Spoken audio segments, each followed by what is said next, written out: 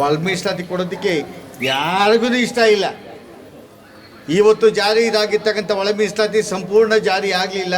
ಒಳ ಮೀಸಲಾತಿ ಅರ್ಥ ಗೊತ್ತಿಲ್ಲದವರೇ ಅಧಿಕಾರದಲ್ಲಿರೋದು.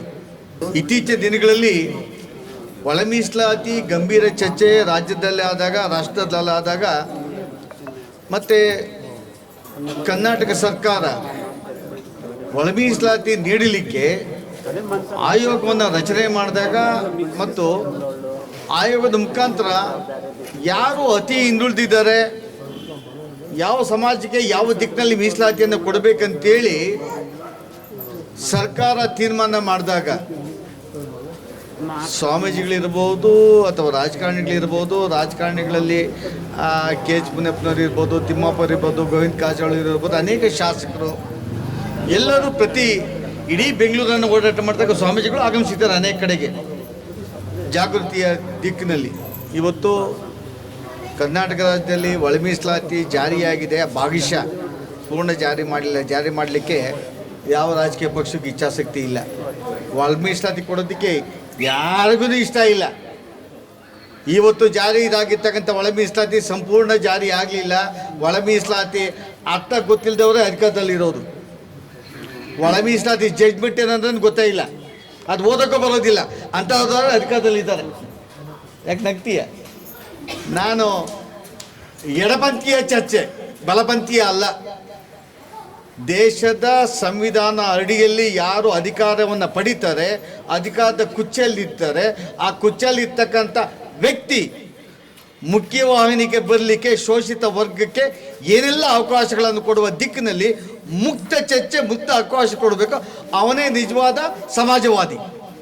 ಆ ಸಮಾಜವಾದ ಯಾವನಿಗಿಲ್ಲ ಅವನು ಮುಖ್ಯಮಂತ್ರಿನೂ ಅಲ್ಲ, ಮಂತ್ರಿನೂ ಅಲ್ಲ, ಸರ್ಕಾರವೂ ಅಲ್ಲ.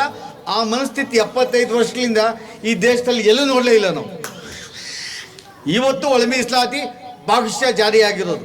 ಅದನ್ನು ಅರ್ಥ ಮಾಡ್ಕೊಳ್ಳೋಕ್ಕೆ ನಮ್ಮ ಮಂತ್ರಿಗಳ ಕೈಲಿ ಆಗಲಿಲ್ಲ, ನಮ್ಮ ವಿದ್ಯಾವಂತರ ಕೈಲಿ ಆಗಲಿಲ್ಲ, ಗ್ರ್ಯಾಜುಯೇಟ್ಗಳ ಕೈಲಿ ಆಗಲಿಲ್ಲ, ಸಂಘಟನೆ ಕೈಲಿ ಆಗಲಿಲ್ಲ. ಅವ್ರಿಗೆ ಏನೋ ಅವ್ರು ಎತ್ಕೊಂಡು ಕೊಟ್ಟಿದ್ದನ್ನು ಭಿಕ್ಷೆ ಅಂತ ಎತ್ಕೊಂಡು ತಲೆ ಮೇಲೆ ಎತ್ಕೊಂಡು ಕುಣಿತಾ ಇದ್ದಾರೆ. ಭಿಕ್ಷೆನೇ ಒಳ ಮೀಸಲಾತಿಯ ಭಾಗಶಃ ಭಿಕ್ಷೆಯನ್ನು ಈ ರಾಜ್ಯದ ಶೋಷಿತ ವರ್ಗಕ್ಕೆ ಕೊಟ್ಟಿದ್ದಾರೆ. ಭವಿಷ್ಯದ ದಿನಗಳಲ್ಲಿ ಭಾಳಷ್ಟು ಹೋರಾಟಗಳು ಮಾಡಬೇಕಾಗಿದೆ. ಆದರೆ ಯಾವನೋ ಮೀಸಲಾತಿಯಿಂದ ಸಮಾಜವನ್ನು ಪರಿವರ್ತನೆ ಮಾಡ್ಬೋದು, ಸಮಾಜದಲ್ಲಿ ಜಾಗೃತಿ ಮಾಡ್ಬೋದು, ಯಾವನೋ ಬಂದು ನಮ್ಮನ್ನು ಕಾಪಾಡ್ತಾನೆ, ನಮ್ಮ ಕುಟುಂಬ ಮುಖ್ಯವಾಹಿನಿಗೆ ಬರ್ತದೆ, ಅದು ಕನಸು. ಆ ಕನಸನ್ನು ಇಟ್ಕೊಳಕ್ಕೆ ಹೋಗಬೇಡಿ. ನೀವು ನಿಮ್ಮ ವ್ಯಕ್ತಿತ್ವವನ್ನು, ನಿಮ್ಮ ಕುಟುಂಬವನ್ನು, ನಿಮ್ಮ ಮಕ್ಕಳನ್ನು ಶಿಕ್ಷಣ ಕೊಡೋದ ಹೋದರೆ, ನೀವು ಸ್ವಾಭಿಮಾನಿಗಳಾಗದೆ ಹೋದರೆ, ನೀವು ವಿದ್ಯಾವಂತರಾಗ ಆಗ್ತಾ ಹೋಗಿದ್ರೆ, ನೀವು ತಾಂತ್ರಿಕ ಶಿಕ್ಷಣ ಪಡೆದ ಹೋಗಿದ್ರೆ, ನಿಮಗೆ ಛಲ ಇಲ್ಲದೆ ಹೋದರೆ ಯಾವ ಸರ್ಕಾರ ನಿಮ್ಮ ಮನೆ ಬಗಲ್ಗಂದು ಏನೋ ಬಾಗಿಲು ಬಂದು ಏನು ಮಾಡೋದಿಲ್ಲ.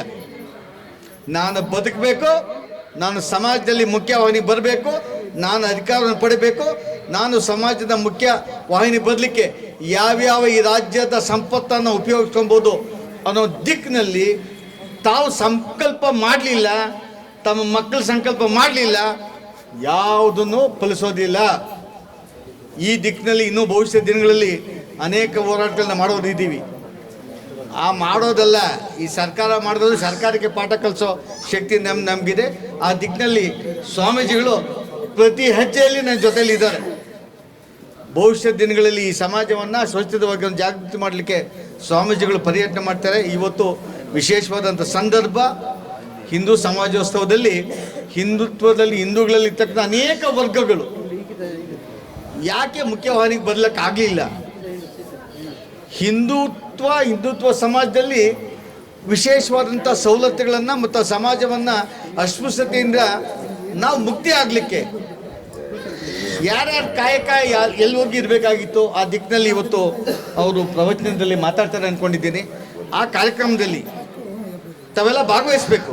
ತಾವೆಲ್ಲ ಭಾಗವಹಿಸ್ಕೊಂಡಾಗ ಮಾತ್ರ ನಿಮಗೆ ಅರ್ಥ ಆಗ್ತದೆ ಸಮಾಜ ಎಲ್ಲಿ ಹೋಗ್ತಾ ಇದೆ, ಯಾವುದಕ್ಕಾಗಿ ಸರ್ಕಾರಗಳಿದೆ, ಯಾವುದಕ್ಕಾಗಿ ಸಂಘಟನೆಗಳಿದೆ, ಯಾವುದಕ್ಕಾಗಿ ಯೋಜನೆಗಳಿದೆ, ಯಾವ ಬದುಕಿಗಾಗಿ ನಾವು ಬದುಕನ್ನು ಹಸು ಮಾಡಲಿಕ್ಕೆ ಯಾವ ರೀತಿ ನಮ್ಮ ಬದುಕನ್ನು ನಮಗೆ ದಿಕ್ಸೂಚಿ ಇರಬೇಕು ಅನ್ನೋ ದಿಕ್ಕಿನಲ್ಲಿ ಮುಕ್ತವಾಗಿ ಚರ್ಚೆಗಳನ್ನು ಮಾಡಿದಾಗ ಅವಕಾಶ ಸಿಗ್ತದೆ.